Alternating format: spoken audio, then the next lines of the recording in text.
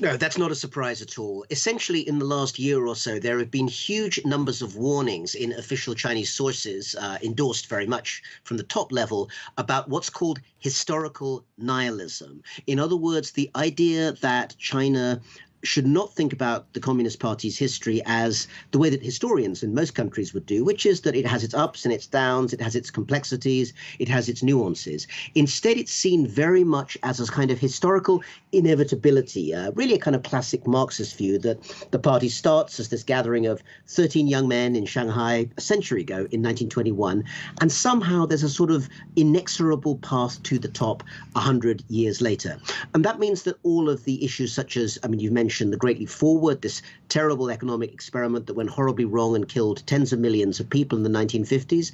That can't be mentioned at all. The Cultural Revolution, more complex. Certainly Xi Jinping didn't mention it. I wouldn't expect him to. But on the other hand, even where you can talk about it in guarded tones in China, you have to be very careful about what aspects you talk about, particularly, of course, not mentioning that this current top generation of leaders all grew up during that time, and their families probably had all sorts of connections with various of the Red Guard groups. So in other words, what we heard today was a sanitized version of history, not history with all the complexities and bumps that a historian would expect. Was today about China over the last 100 years or about the Chinese Communist Party over the last 100 years?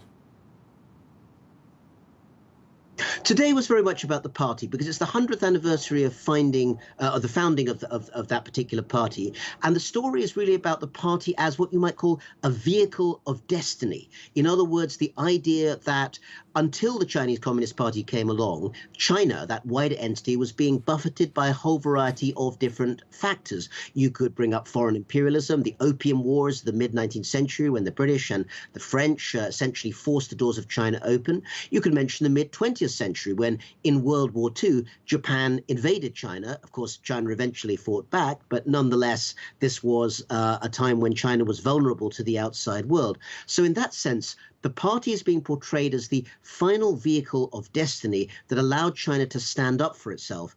And that's why when you listen to Xi Jinping's speech today, he used quite martial language. The original Chinese is slightly different from the official translation. In fact, if you look at it, he really did talk about, kind of hitting and bashing the heads of those from outside countries who might attempt to actually try anything out on China. In other words, there's a very martial sort of language being used, and that's associated with the idea of the party as the entity that's supposed to stand up for the Chinese people and stand in the lead. That's the message they're trying to get over.